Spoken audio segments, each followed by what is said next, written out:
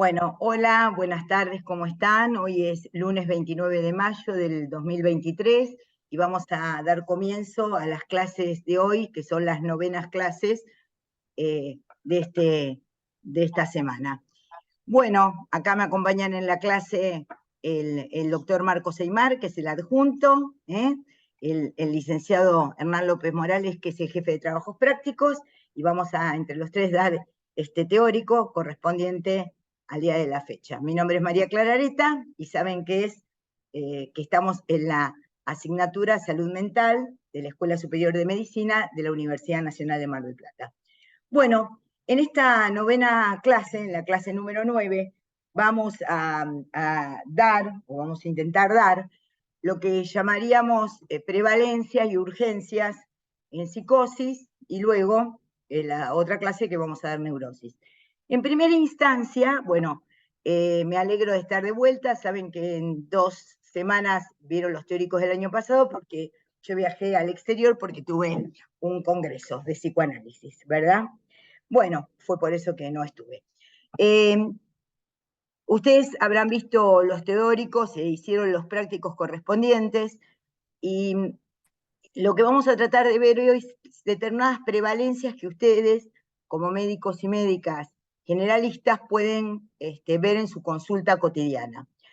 Cuando dije prevalencias y emergencias en neurosis y psicosis, verán que sigo una determinada línea, que es la línea de la cátedra, que es justamente transmitirles, enseñarles psicopatología desde una postura, desde una lectura paradigmáticamente psiquiátrica, de psiquiatría clásica y de psicoanálisis, ¿verdad?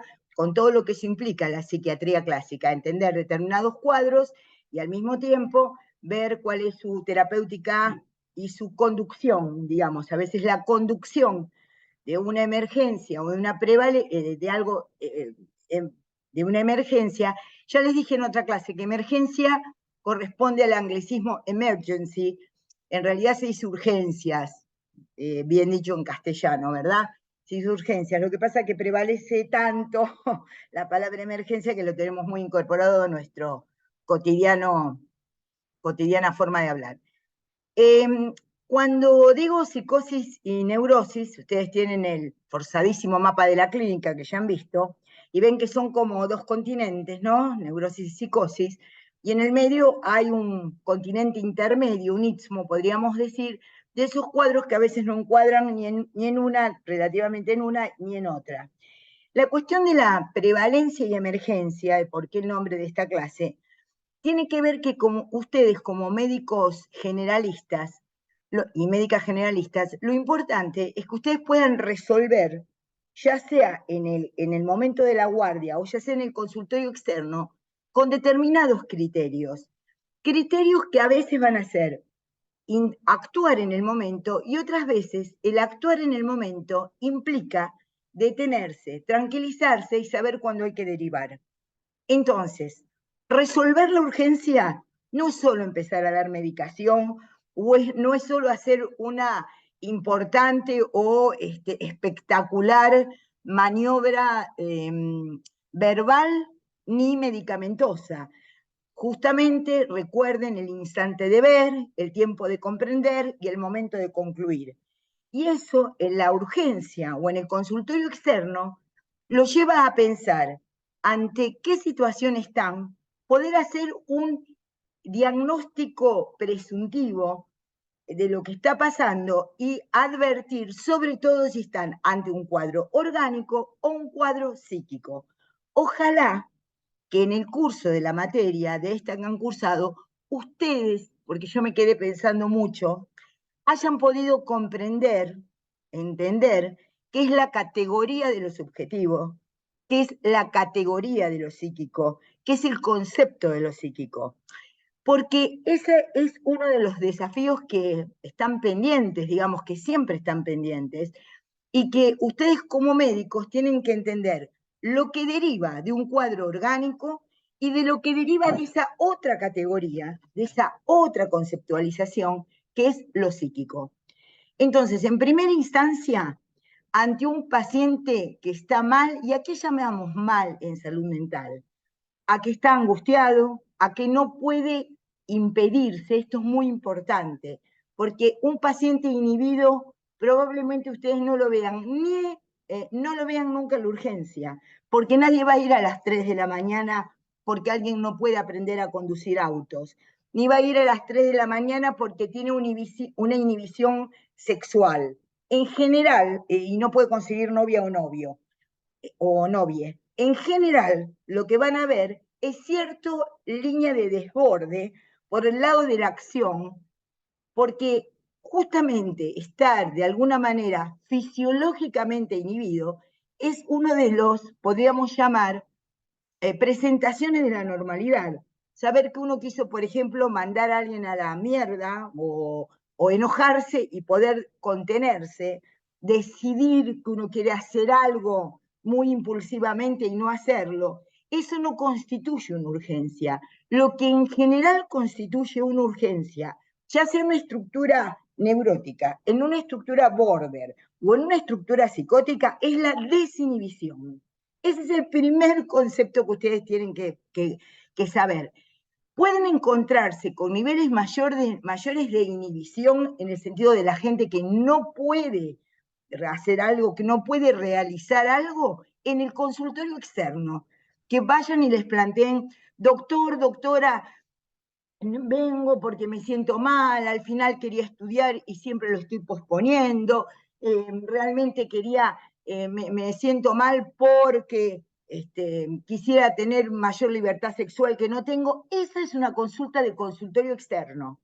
La inhibición como concepto, querer hacer algo y no hacerlo y no saber por qué se hace, puede ser que ustedes lo vean en el consultorio externo. Y ahí sí, después de hablar con el paciente, de entender qué es lo que le está pasando, puedan derivarlo a una psicoterapia. Ya saben que la psicoterapia la pueden realizar tantos aquellos que estudiaron psicología y se recibieron, como aquellos que estudiaron medicina y se dedican a hacer psicoterapia. Los que hicieron únicamente psiquiatría por el lado de la psicofarmacología o son expendedores de recetas, habitualmente no hacen tratamiento psicoterapéutico. Pero les vuelvo a decir, tanto el licenciado López Morales como el doctor Aymar, como quien les habla, somos personas que, habiendo estudiado medicina y psicología, sabemos de psicoterapia porque nos hemos dedicado a ello. Ustedes van a ver que hay mucha gente que dice hacer determinadas terapias. Bueno, la cátedra, tanto el doctor Aymar como el licenciado López Morales como yo, coincidimos en que es muy importante la preparación profesional de cada uno y que no porque uno haya hecho alguna otra práctica, como puede ser, no sé, el masaje, no sé, alguna relación de hacer una determinada tipo de gimnasia y todo lo demás, está preparado para atender a alguien que va por una consulta, por un dolor moral, un dolor psíquico, una cierta disconformidad de cómo está su vida. Yo considero, y los doctores, y el licenciado y el doctor también, que se requiere tener un título habilitante, saber qué es lo que se está haciendo, saber los paradigmas de la disciplina que uno está desarrollando para poder atender pacientes. Nosotros consideramos eso y es lo que les queremos transmitir. Les queremos transmitir que la idea de ser médicos no implica saber tratar pacientes graves y psicóticos únicamente, ni que la idea de ser psicólogos implica para las personas que no consiguen pareja, porque si no a veces se divide de esa manera. Y ahora muchísimo más, porque hay un montón de terapias, las así llamadas alternativas, que no requieren ninguna preparación profesional, más que lo que nosotros consideramos que son técnicas sugestivas. Las técnicas sugestivas no son aconsejables desde nuestro punto de vista y es por eso que insistimos en la importancia del diagnóstico adecuado y del diagnóstico que conduce un tratamiento. Desde la psiquiatría, desde la psiquiatría clásica, hemos hecho una crítica a los DSM y hemos visto cómo se articula lo que es con criterio de realidad, que es la neurosis con criterio de realidad, porque la psiquiatría clásica ha tenido un fortísimo impacto. El psicoanálisis ha impactado mucho en los profesionales, sobre todo en la Argentina y en otros lugares del mundo, lo acabo de corroborar una vez más, que hacen psiquiatría, y entonces es muy importante esto, ¿no? Hay algunas técnicas corporales, múltiples, que son desarrolladas desde un punto de vista, podemos decir, más sencillo, pero lo importante es que a veces, y lo sabe tanto el doctor Aymar como el licenciado López Morales, muchas veces recibimos pacientes que por haber desarrollado técnicas que se suponen son más sencillas, no dejan de descompensar pacientes. Esto me parece central que lo aprendamos, central, porque las técnicas sugestivas, me siento bien, voy a decir algo sobre mí mismo, qué siente el otro, qué no siente el otro, parece muy sencillo e inocuo. Puede ser simple en su procedimiento teórico, pero no es gratuito y descompensa mucho más que lo que la gente cree. Entonces voy a constelar, no sé, términos que no corresponden a mi campo epistemológico, pero voy a constelar, voy a hacer este tipo de gimnasia, voy a hacer otro tipo, hace muy bien como todas las cosas, como puede ir al gimnasio, hace bien, pero digamos, ni la neurosis ni la psicosis se curan por ir al gimnasio, ¿no? Ni por desarrollar técnicas que le vienen muy bien al cuerpo o son sencillamente catárticas. Hacer un tratamiento psicoterapéutico implica un fuerte compromiso de quién lo conduce, y del paciente que en ese momento empieza a trabajar como un sujeto. Esto queda claro, ¿verdad? Porque si no, hay mucha confusión con respecto a técnicas que parecen muy modernas y no son más que lo que siempre fueron, técnicas muy sugestionables, quiere decir hacerle creer al otro determinada idea generalizada, porque el concepto de universal les queda grande. Lo universal corresponde a una lógica, lo general corresponde solamente a la campana de Gauss. Lo general es lo que se distribuye en una determinada serie de personas. Lo universal ya es un concepto lógico. Entonces son técnicas generalizadas, y si uno vio un poquito de cine y es un poquito hábil en conducir y manipular gente, puede convertirse en coaching, no sé, conductor de ciertas prácticas que dentro de la cátedra no son nuestra posición y es lo que queremos plantearle. Después, cada uno en sus especialidades hará lo que corresponde. Nosotros hacemos lo que nos corresponde a nosotros, que es poder darles ciertos elementos teóricos, clínicos, que ayuden a la práctica de un paciente que viene con determinada emergencia, quiere decir que emerge un real, que emerge una sensación displacentera, una ansiedad, una angustia, una descompensación en acto que ustedes tienen que atender. Tienen que atender en su calidad de médicos y médicas generalistas. Después tendrán que derivar. Entonces, cuando ustedes están en una guardia, pueden ver a un paciente que tenga algún delirio, alguna alucinación, como hemos visto en psicopatología, algún movimiento, digamos, que tenga determinada ansiedad que lo lleve a determinado desborde, y ahí ustedes pueden entender qué es lo que le está pasando. Quiero decir, situaciones de emergencia, llanto, ansiedad. Guardo la palabra angustia para lo que es la neurosis. Angustia, ¿no? Pero ansiedad, desconcierto, que haya roto, ¿cómo definiríamos lo que es una urgencia, lo que es una emergencia? Es la desestabilización de una escena habitual. Cuando se desestabiliza la escena habitual, habitualmente la persona va a trabajar al banco, tiene que trabajar de cajero, por ejemplo, y en ese momento se le ocurre un disparate que es que el efectivo no corresponde a todo el mundo, sino que lo tiene que poner de otra manera. Si alguien tiene que ir a dar clase, se le cierra el pecho y no puede dar la clase que habitualmente tiene. Entonces, ¿qué es la emergencia? Es la ruptura, la desestabilización de la escena habitual para la cual no alcanzan los recursos habituales que tiene ese sujeto para solucionar esas, variaciones agudas de la urgencia, de la escena. ¿Se les ocurre a partir de alguna película, de alguna canción, de alguna situación que ustedes haya tocado presenciar con alguna persona conocida o alguna... ¿Es algún ejemplo de lo que les estoy diciendo? Algunos de los 13, no, de los 13 no, creo de los 11 o 12 personas que nos están escuchando, de los 11 estudiantes, ¿se les ocurre que podría ser una escena de descompensación de urgencia en una guardia médica? ¿Lo han visto en alguna otra materia? No sé, capaz con algún ejemplo en concreto, pero ¿Quién capaz habla? Pará, ¿quién habla? Iñaki. Ignacio. Sí, dale, Ignacio. Iñaki, no Ignacio. Ah, Iñaki, perdón. Eh, ¿Cómo es esto? No, Te lo no sé, capaz un traduje, te lo ejemplo. traduje, te lo traduje Claro, al sí, pero castellano, sí.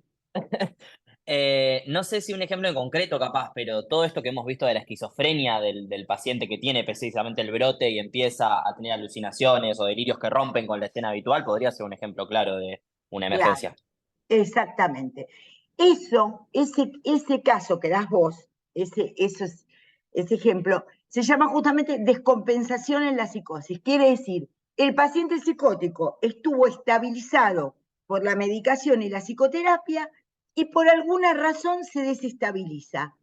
Siguiendo con tu ejemplo, Iñaki, ¿qué supones que puede llevar a una descompensación en una neurosis, en una psicosis, perdona, por ejemplo, esquizofrénica, que estaba compensada? Quiere decir, iba cada tanto a ver al médico, hacía su psicoterapia, iba al taller o asistía a algún trabajo. ¿Qué imaginas que pudo haber pasado con ese paciente? ¿Qué supones? ¿Qué hipotetizas?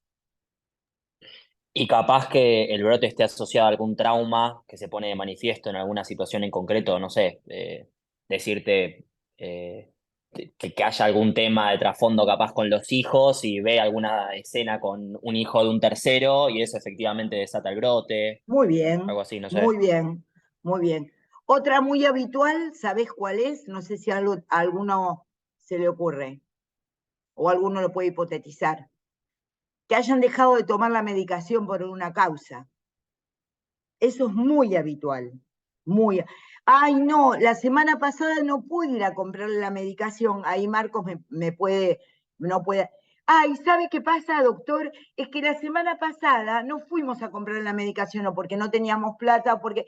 Y pensamos que, bueno, una semanita más tiraba sin medicación. Y no, no es así. Marcos, ¿querés ampliar un poquito? Bueno, sí, sí, tal cual. En general, esto que dice María Clara, posibilidad de una recaída por abandono de medicaciones como una cosa muy habitual en la psicosis. Además, también teniendo en cuenta que muchos pacientes, o sea, en este caso, puntualmente en la psicosis, enfermedad, o sea que, digamos, la medicación la toman, pero, digamos, no tienen la conciencia de por qué, o sea, no saben por qué están tomando la medicación y no la de tratamiento como lo hace una intención de tratamiento como lo hace una neurosis, ¿no? Entonces me parece que acá también se suma esto que dice María Clara de la posibilidad de no conseguirla, de la familia que evite tomar la medicación, se niegue, más que evitar, ¿no? O sea, que por ahí también puede ser un motivo. Así que hay que asegurarse eso y tampoco estar como, dar por hecho de que el paciente está tomando, o sea, ahí hay que como supervisar muy bien esa cuestión, como posible desencadenante. Así que bueno, eso Ustedes sería más que todo en la Voy a psicosis. darles un ejemplo cotidiano que me sucedió. Yo, bueno, de los tantos pacientes que atiendo en un consultorio, es una psicosis, es un señor con una psicosis estabilizada que vino después de una internación, hace 10 años que lo atiendo. Él toma medicación neuroléptica y aparte viene a sus sesiones de psicoterapia, tiene un fuerte vínculo transferencial a poder hablar y a poder desarrollar y estabilizar su forma delirante de vivir en el mundo por lo que él habla, ¿no? Ahora, Dolores, los doctores leen tu chat.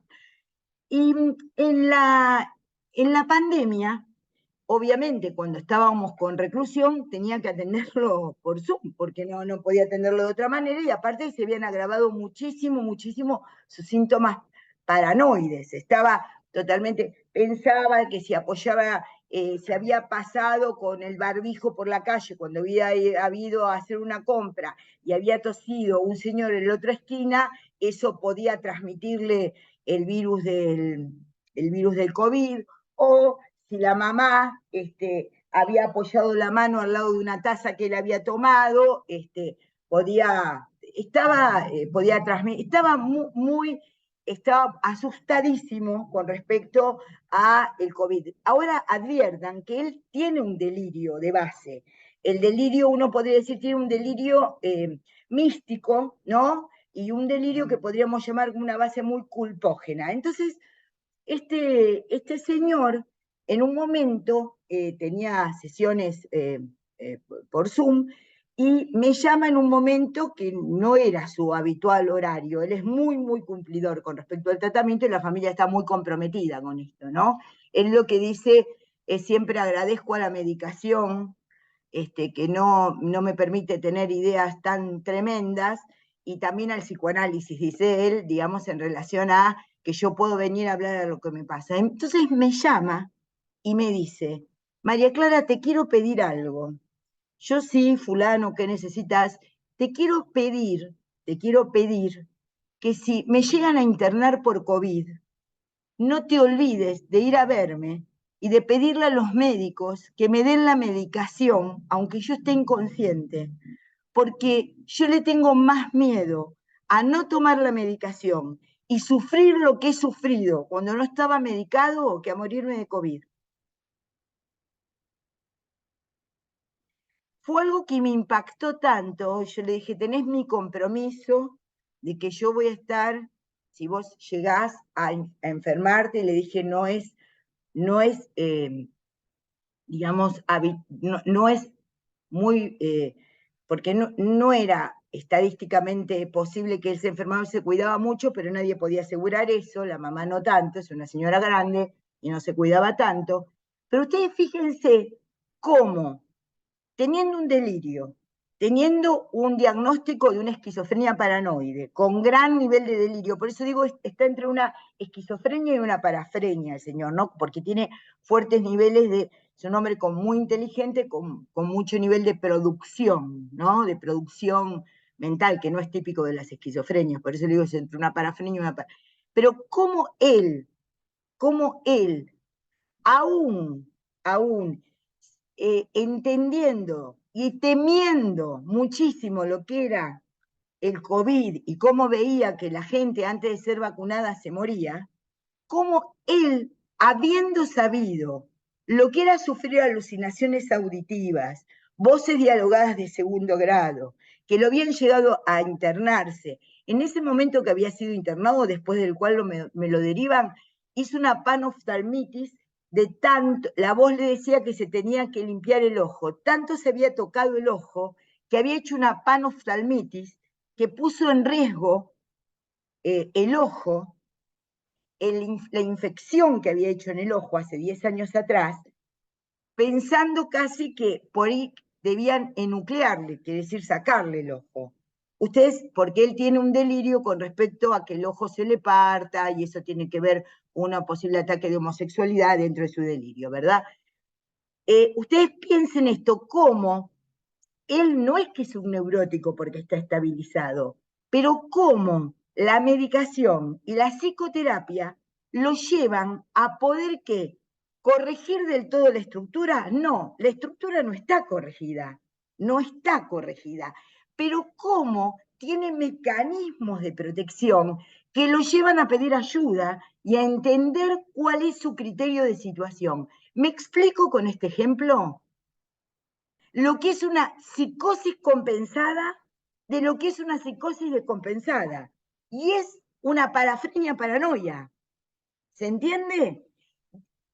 Casi infantil, digamos, que ha tenido sus recaídas. Les digo, me lo derivaron hace 10, 11 años, después de una internación, porque justamente el profesional que lo atendía antes lo confundió con una bipolaridad, le dio antidepresivos y lo brotó. Que el paciente esté triste con hipertimia displacentera no implica que tenga un trastorno estrictamente melancólico. Muchas psicosis disociativas, quiere decir paranoias, parafrenias y esquizofrenias, pueden cursar con hipertimia displacentera, con ansiedad, temas delirantes tristes, podríamos decir, de autorreproche, daño, y ser psicosis disociativas. Yo sé que esto es específico de nuestra especialidad, pero se los digo porque prevalece mucho entender, si está triste, es un melancólico, o es una histérica, que es una neurosis histérica que cambia de ánimo, o grita mucho cuando está enojada, o o llora mucho cuando está triste. Los estados de ánimo no tienen que ser para ustedes los únicos ni los principales indicadores de diagnóstico. Es de mala clínica pensar que los estados de ánimo tienen que ser conducentes exclusivamente al diagnóstico. ¿Queda claro, estudiantes?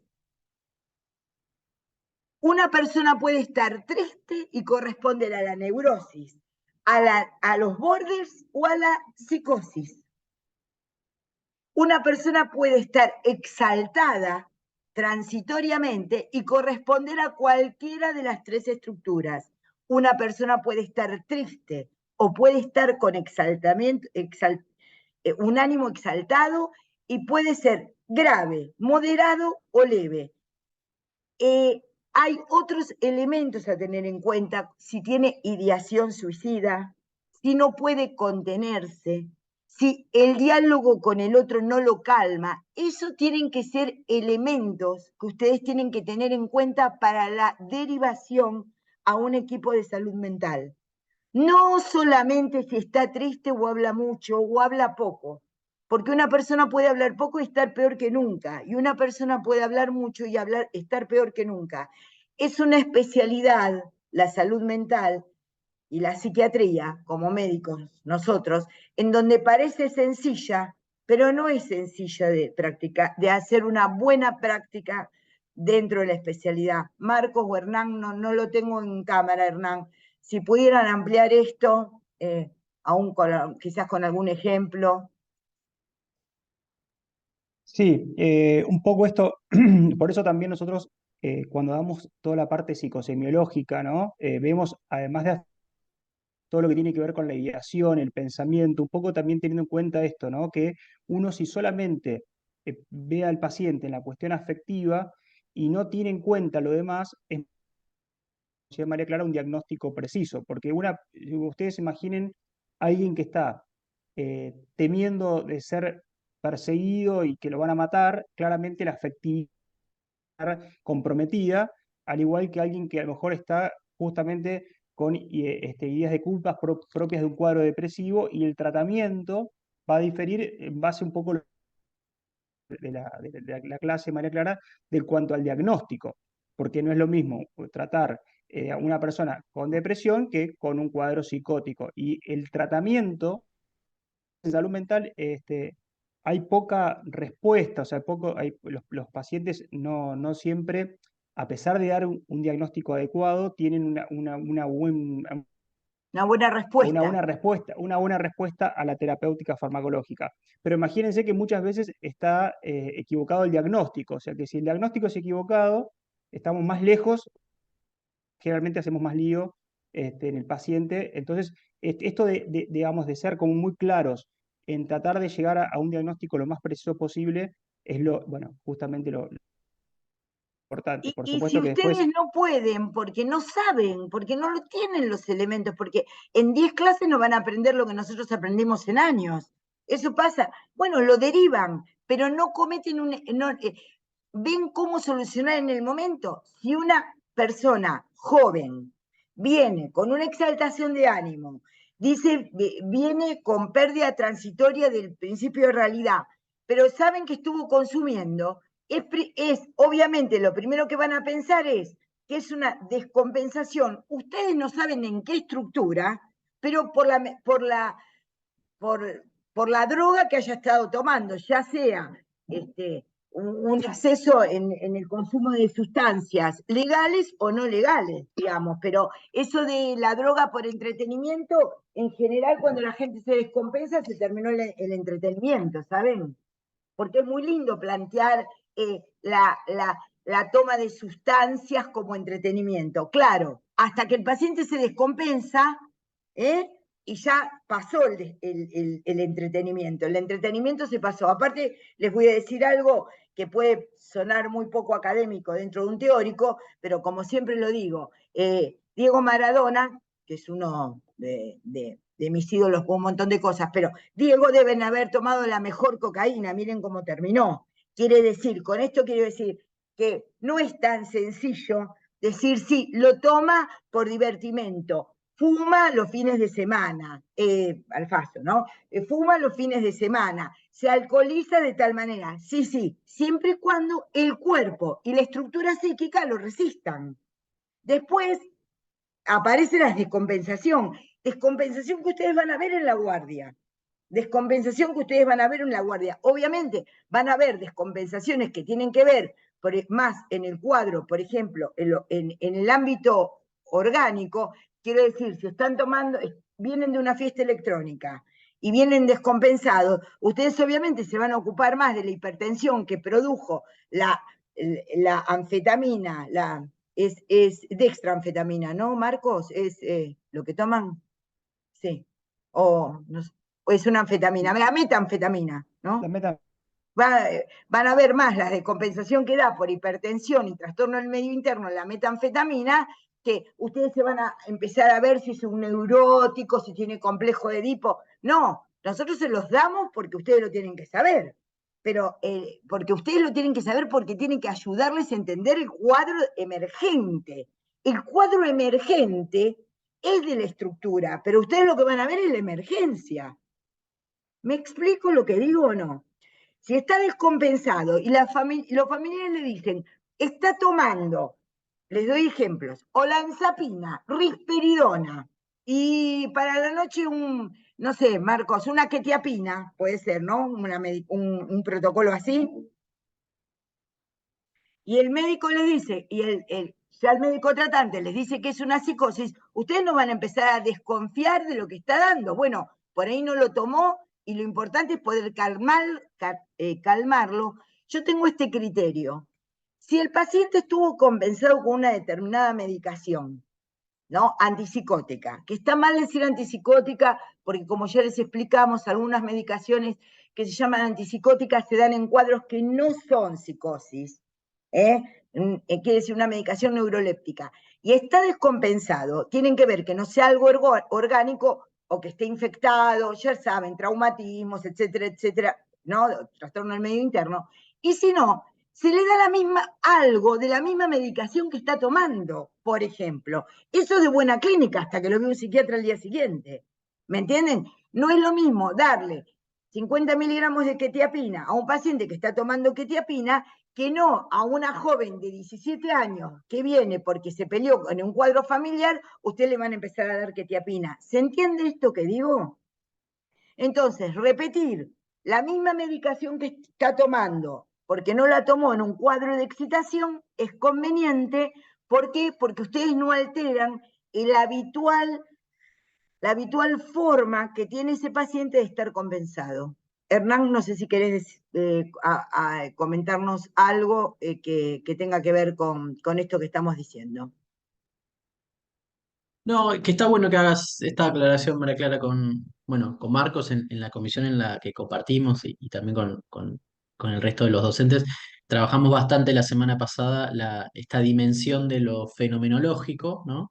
Que para nada desacredita una presunción estructural, ¿no? Que es fundamental esto, ¿no? Porque por momentos se puede generar la confusión de, no sé, una depresión y una neurosis histérica no son compatibles, ¿no? Como si la depresión no, también no se puede dar en estos cuadros más de índole, desde un modelo más estructural. Trabajamos bastante en esa dimensión y también haciendo esta salvedad de que muchas veces en el contexto, en los contextos más médicos, que probablemente sea donde más frecuentemente se topen con este tipo de situaciones, los médicos no realizan diagnósticos diferenciales de estructura, ¿no? Es muy difícil hacer un diagnóstico de, no sé, al interior de las neurosis en una consulta de emergencia o de urgencia, ¿no? Entonces, hacer esa salvedad.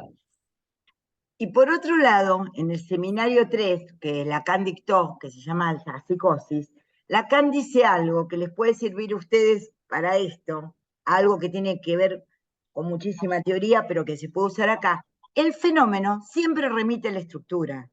El tema es que la mayoría de la gente ni sabe leer el fenómeno. Cuando toman concierto, y eso es fenomenológico. Bueno, describímelo fenomenológicamente, describime los síntomas fenomenológicamente. Van a ver cómo tanta gente hace agua, no sabe diferenciar una alucinación de un trastorno del pensamiento, y tienen, entonces, los fenómenos remiten siempre a la estructura.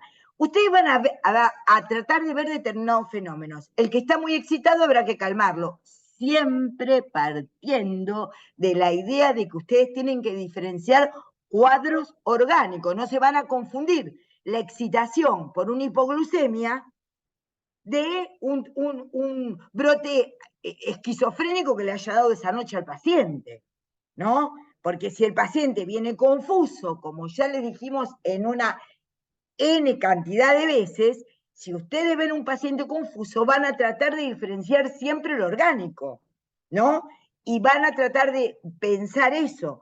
Ahora, si el paciente ya viene diciendo, es un paciente que está en tratamiento, que a los 15 años hizo un brote, que está en tratamiento con un psiquiatra, bueno, y no toma la medicación, bueno, ustedes podrán pensar, bueno, ¿qué medicación les doy? Por eso el criterio que les decía Marcos es que si está tomando una determinada medicación y está sobreexcitado pese a la medicación y no hay ningún cuadro, ninguna infección urinaria, ni una neumonía, ni nada por el estilo que lo esté descompensando, darle algo de la medicación que está tomando, por ejemplo, que les dije que el ejemplo que les di fue quetiapina, en ese momento te habías desconectado, ¿no? Transitorio circunstancialmente, porque es un criterio lógico, ¿se entiende? Porque es algo que el paciente viene tomando, ¿sí?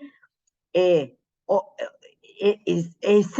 si viene una chica de 15 años que se asustó porque tenía que dar un examen y viene llorando, o porque un joven, una chica, no importa, viene llorando y porque está asustado por ese momento, lo importante es empezar con una benzodiazepina que ustedes tengan ahí en el lugar donde están, ¿me entienden? En la guardia.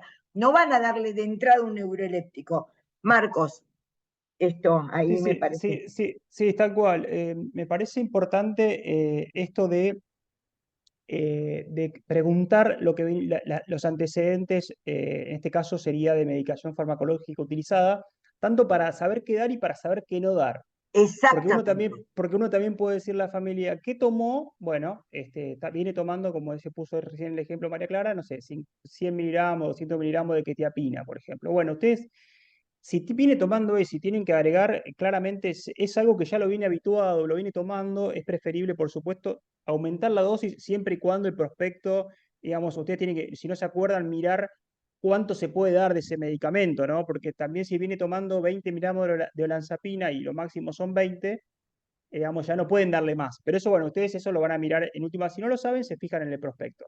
Pero, por ejemplo, si tienen margen para aumentar, por ejemplo, la quetiapina se puede dar hasta 600 miligramos y está en 100, ustedes pueden decir, bueno, le doy 200 o 150, no va a pasar nada en cuanto a toxicidad por la dosis.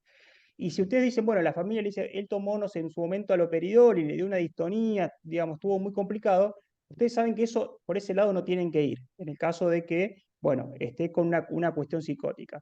Y después, como recién decía, si era digamos, una descompensación más relacionada a una neurosis, tal cual, las benzodiazepinas, la recomendación es siempre empezar con la mínima dosis posible en cualquier cuadro y si es bioral mejor. ¿Por qué? Porque Esto ustedes les para queda dar. claro, ¿verdad? Porque se los vamos a tomar en el final. Las benzodiazepinas tienen tienen absorción oral. Ujú.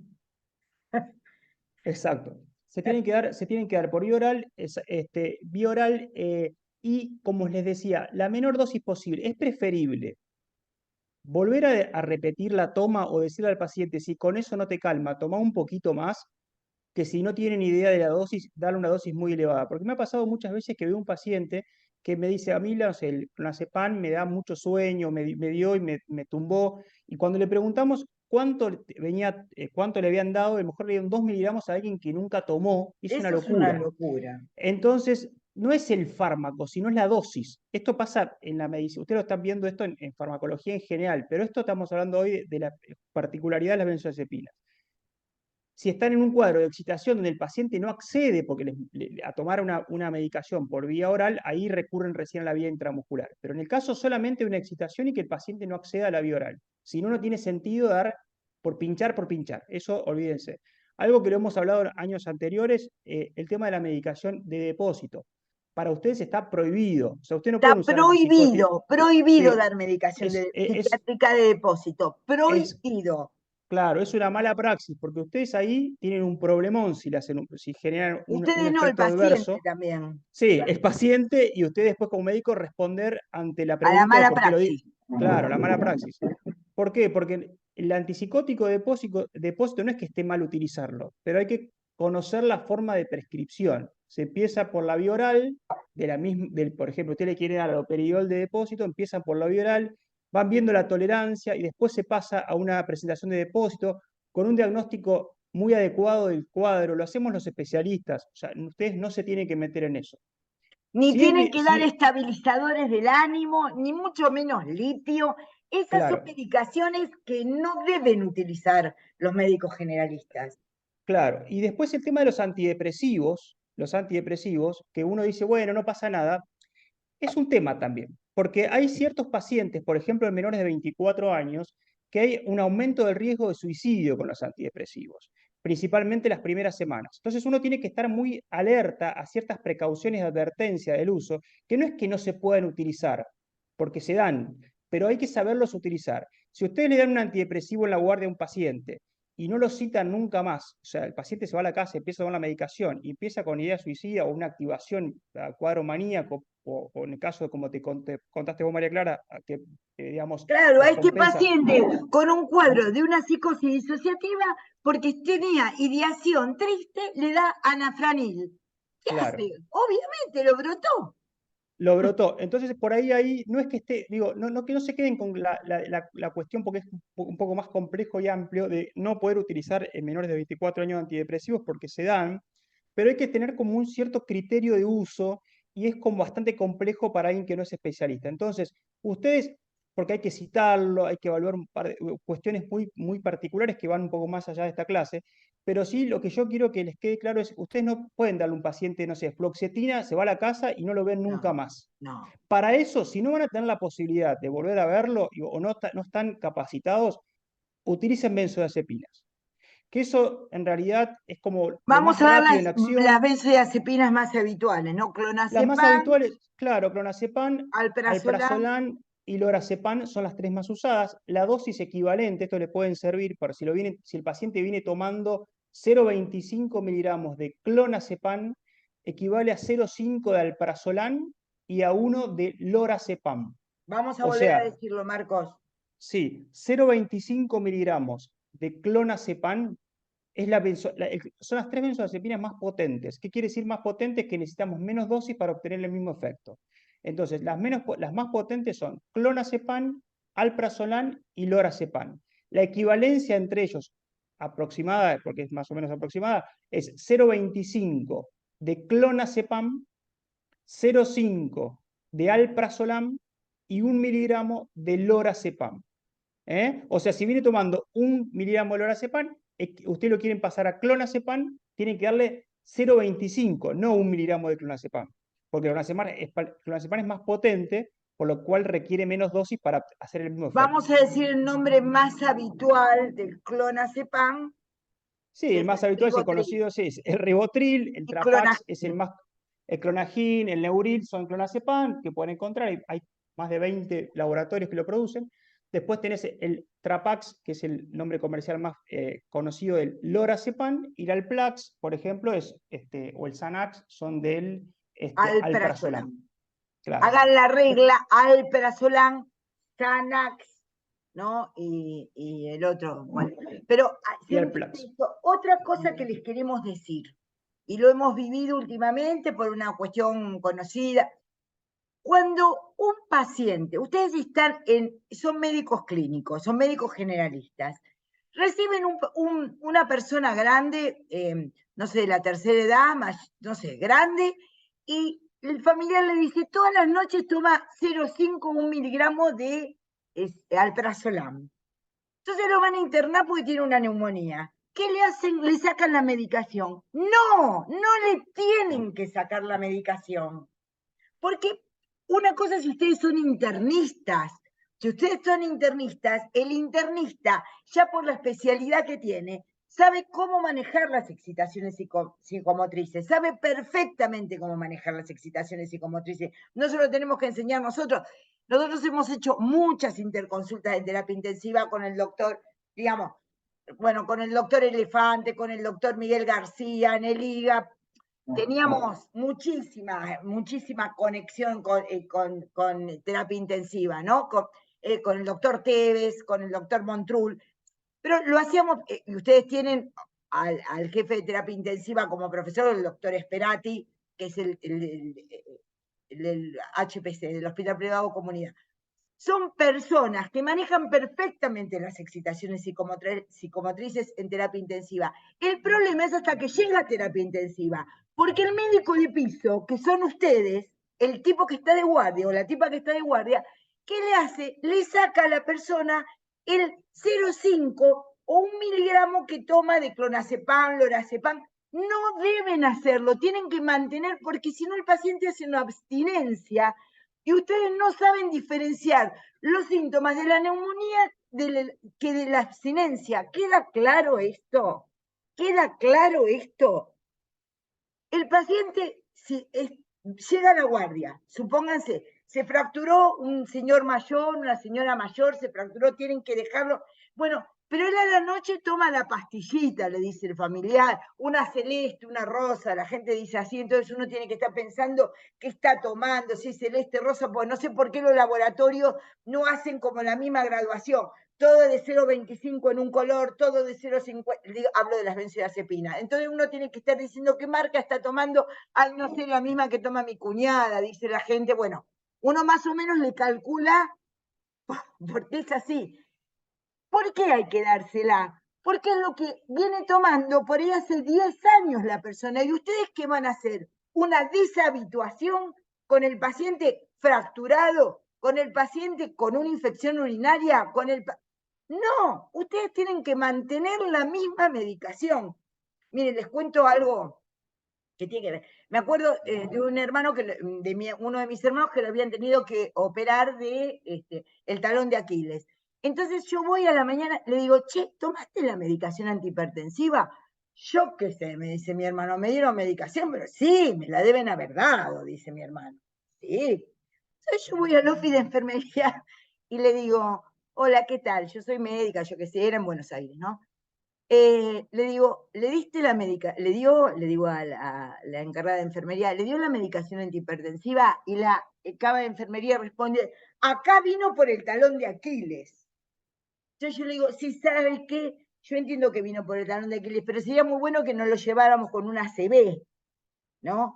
Porque ya que vino solamente por el talón de Aquiles, ¿no? Por el tendón de Aquiles, que es una operación, sería muy bueno que un hombre de 45 años que está tomando medicación antihipertensiva hace 5 años, entonces, acuérdense que cuando les den el título de médico y médico dicen primum nocere, ¿no? Primero no dañar. Primero no dañar. Hay que pensar las cosas. Si viene tomando, bueno, los antihipertensivos, ustedes dirán, ¿para qué les damos antihipertensivos en salud mental? Y sí, bueno, porque el paciente es el paciente. Y así como no hay que discontinuar el antihipertensivo, no hay que discontinuar en un momento de urgencia el ansiolítico que viene tomando la persona mayor o no mayor. Es cuestión de criterio médico. Lo que tienen que tener ustedes es criterio médico, porque van a ser médicos, no van a ser peluqueros, ni van a ser entrenadores de fútbol. Nosotros, y si lo van a hacer, no es con nosotros con quienes van a aprender esa práctica. Nosotros les enseñamos la práctica médica, nada más, dentro de lo que podemos. Después las otras cuestiones que ustedes quieran desarrollar en la vida me parece excelente, pero ya tendrán otros instructores para hacerlo. Pero el criterio de primero no dañar es muy importante. Entonces, las descompensaciones, lo fenomenológico, como acaba de decirle Marcos y como acaba de decirle Hernán, y yo se los digo en el texto de Lacan, el fenómeno siempre remite a la estructura. El tema es que nadie les va a pedir que ustedes vean si es una parafrenia fantástica. Pero eso, si la mayoría de los psiquiatras ni saben actualmente que es una parafrenia fantástica. Nosotros no les vamos a pedir eso, pero sí que puedan captar cuál es la necesidad y la pertinencia de la intervención de ustedes en un momento de emergencia. Entonces, clínico, orgánico, psíquico, ¿cómo intervenir? Después derivarán, porque es lo mismo que si ustedes están en un CAPS y ven un abdomen blando doloroso, y pueden pensar que es un ectópico, un embarazo ectópico, que lo van a operar ustedes al paciente. A la paciente no la van a operar ustedes. Ustedes lo que dirán es, tengo que hacer el diagnóstico diferencial entre un ectópico y otro abdomen agudo. Entonces la van a derivar en un lugar donde le hagan ecografía y puedan operarla lo antes posible, si es un ectópico, porque los ectópicos se operan, hasta donde yo sé. Después el doctor Angelini les va a explicar bien. Pero en esta misma línea de pensamiento es lo que les queremos transmitir, de lo que corresponde a la especialidad que a nosotros nos ocupa. Porque tampoco van a empezar a hacer, no sé, terapia danzante, ni le van a constelar no sé. Eso nosotros no lo enseñamos porque nosotros no somos especialistas en eso. Nosotros solamente somos médicos, hemos hecho maestrías, cursos, hemos sido instructores de residentes, solamente hemos hecho eso, no tenemos ningún contacto esotérico de ningún tipo, solamente hemos trabajado, estudiado, leído y escrito libros al respecto, solamente eso. Así que nosotros solamente decimos lo que nos consta por nuestra experiencia de práctica clínica, que es muy importante. Entonces, si es un psicótico y ustedes lo ven porque está alucinado, porque la familia dice que está en tratamiento y lo dice y está, bueno, hay que agregarle un poco de medicación hasta que lo veo el psiquiatra el otro día. Y si es una neurosis, empezar por las benzodiazepinas, pero no den antidepresivos en la guardia. No den ni medicación de depósito, ni antidepresivos en la guardia. Es de mala clínica. Queda claro, ¿no? Queda claro, ¿no? Porque ahí, dale esto, dale aquello, y con tranquilidad, dosificando, como les dije, que me enseñó ese profesor, en la urgencia psiquiátrica siempre es preferible que alguna de las dos personas esté tranquila, preferentemente el médico. El paciente tiene todo el derecho a estar nervioso, porque para eso es el paciente en ese momento. Cuando nosotros nos toque ser pacientes, me acuerdo cuando yo iba a tener el primero de mis hijos, y bueno, yo qué sé, era por parto natural, entonces viene la enfermera y me dice, ay, no encuentro, yo tengo unos caños bárbaros para sacar sangre, podrían practicar conmigo, pero unos bárbaros. Y me dice, ay, estás un poco, en lugar de decir vasoconstreñida, no sé qué verbo dijo, mal dicho, estás no sé, debes estar nerviosa. Y le digo, claro, sí, porque la que voy a tener el primer chico soy yo, no usted. ¿Cómo no voy a estar nerviosa? La que me toca estar nerviosa acá soy yo.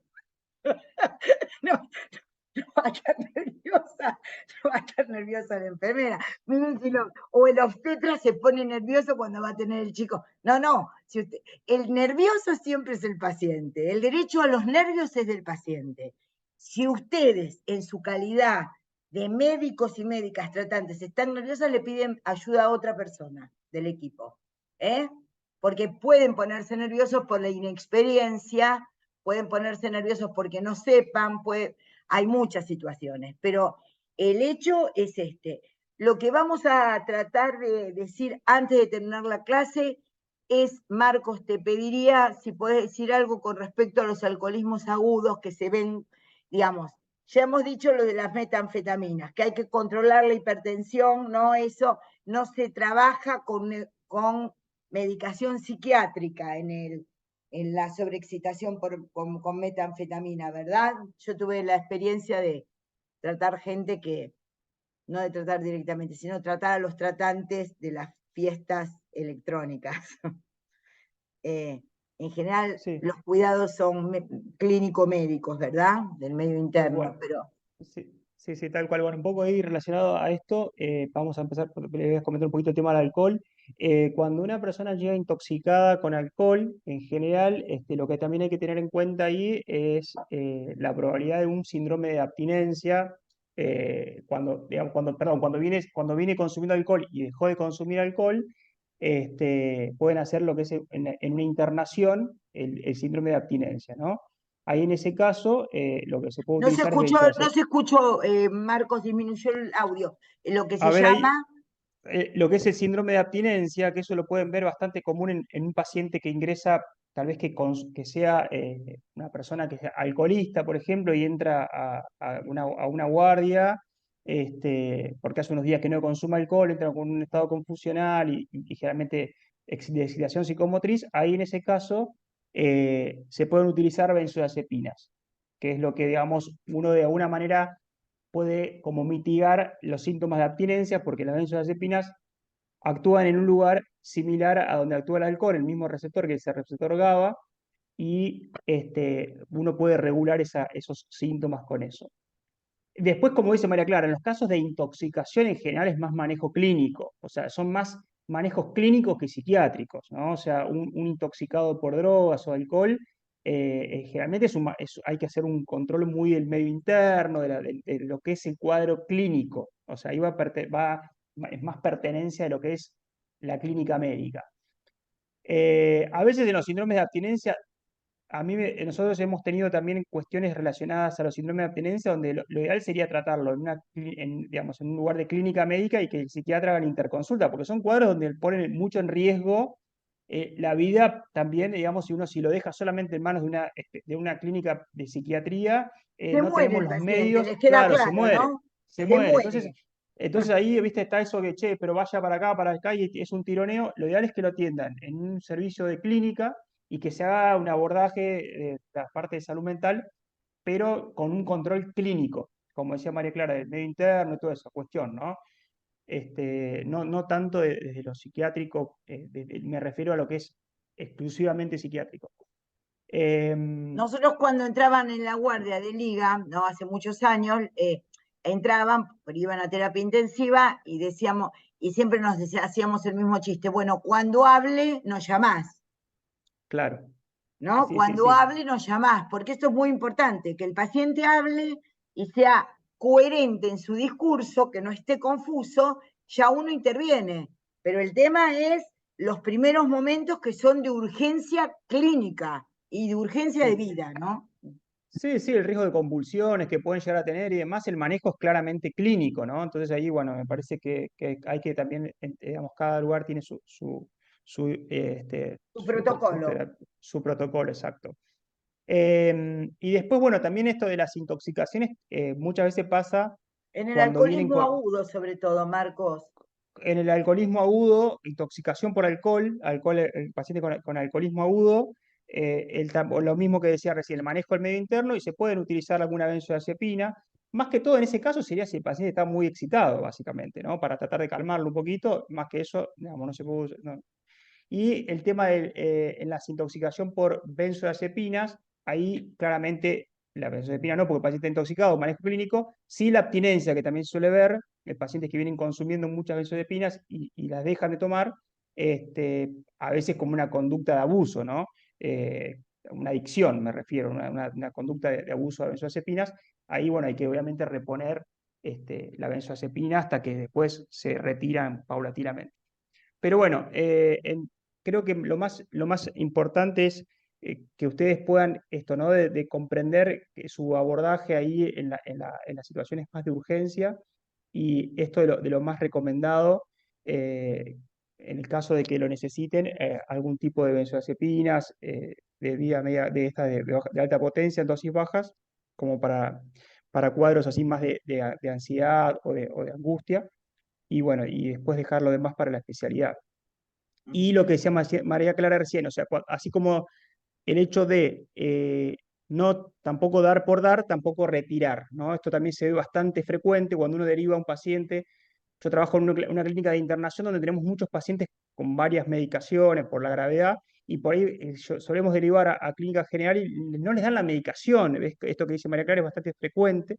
Entonces uno tiene que decir a la familia, mire, garantice que se siga administrando, porque bueno, porque es algo que, bueno, el ejemplo que dio de los antihipertensivos, lo mismo con cualquier medicamento que tome. En psiquiatría el problema más grande es el síndrome de abstinencia, que lo dan la mayoría, y después el tema de, bueno, de la recaída del cuadro de base. Son dos cosas que pueden pasar.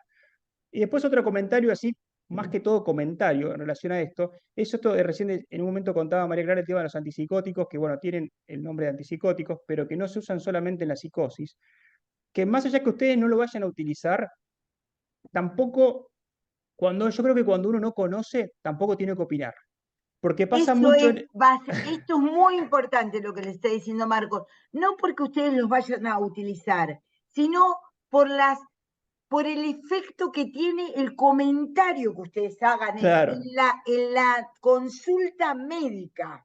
claro, exacto, porque pasa mucho esto, ¿no? Así como uno dice, ustedes no tienen que, digamos, tal vez usar un antipsicótico, el hecho de que no lo tengan que usar no quiere decir que estén mal indicados, porque pasa mucho que cuando uno viene, no, el clínico me dijo, ¿por qué tomo quetiapina si no soy esquizofrénico? Pero bueno, el clínico tendría que leer que la quetiapina tiene aprobación y ensayo clínico para un montón de cosas más, además de la esquizofrenia. Por ejemplo, para coadyuvante en la depresión.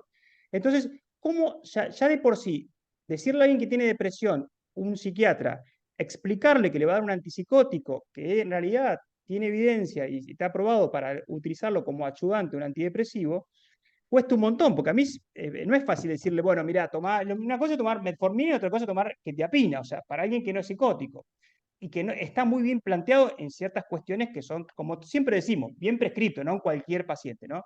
Pero el problema es que este paciente logra, tal vez con una buena explicación Transferencia o vínculo. transferencia o vínculo con el que los viene atendiendo, y llega a un clínico que también le tiene mucha confianza y es de toda la familia, y le dice, ah, pero vos no sos psicótico, ¿por qué quetiapina? ¿Y cómo haces para remediar eso? Entonces me parece que también ahí es cuando ustedes, si bien no van a tener que prescribir, tampoco tienen que hacer un comentario, ¿no? Pero esto me parece que más allá de la psiquiatría en general, ¿no? Cuando uno desconoce, tal vez, o no poner una cara, o sea, estas cosas con lo que es porque decir yo tomo un antidepresivo y tengo ansiedad, che, no se entiende mucho, pero me parece como más, suena menos Pero grave, el ¿viste? protocolo implica eso, ¿me entiendes? Claro, El pero no es lo protocolo mismo, ¿viste? para cierto, Pero después lo vamos a trabajar exactamente. Pero suena como menos traumático tomar un antidepresivo para la ansiedad, pero tomar un antipsicótico para algo que no sea una psicosis es como muy duro. Eso creo que es un problema que tiene la nomenclatura de los psicofármacos. Pero bueno, nosotros no vamos a cambiar la nomenclatura de los psicofármacos, por el momento no tenemos nada para hacer sobre eso. Por eso les digo, no les vamos a enseñar técnicas danzantes porque no sabemos, pero sí sobre esto tenemos alguna experiencia y lectura, digamos, ¿no? Entonces, la cuestión de, ay, no dejó de tomar toda la medicación porque fue, no sé, a una persona que no se le impone las manos o no sé qué hace, yo qué sé, las prácticas les hace hablar sobre el abuelito. En realidad decir, ahora somos poquitos, 14, ¿no? Pero de los 14, ¿quién nos dice?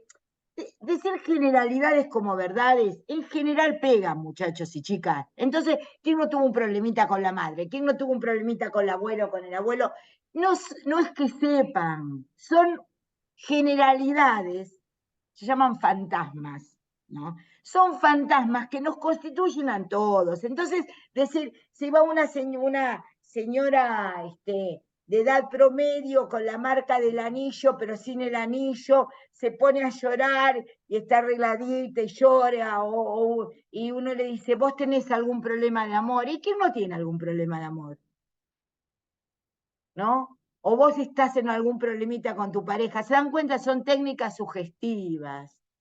Son técnicas totalmente sugestivas, que, ¿saben qué hacen esas técnicas sugestivas? Lo que hacen es, tienen ya problemas estándares tipificados el que lo hace. Entonces, lo que promueven es que convencen a quien hace la consulta de que ese es el problema que tienen. Es de una pésima clínica, es fraude, sencillamente fraude. A mi entender es fraudulento. ¿Quién no tiene un problemita de amor? ¿Quién no tuvo un problema con el abuelo? ¿Quién alguna? Nada. Y ahora hay muchos temas que están de moda, y como esos temas están de moda y por televisión los pasan constantemente, la gente va, se los plantea y les dice, sí, sí, esa es una aceptación sugestiva. El psicoanálisis es antisugestivo. Antisugestivo. ¿Sí? La sugestión no cura, enferma. Sí que tienen que diferenciar bien la empatía de la sugestión. Seguimos en la próxima clase. 5 minutitos nos tomamos, no se sugestionen. En 5 minutitos retomamos la 9A. ¿Sí? Gracias, un beso. Vuelvan en 5 minutitos. ¿Sí?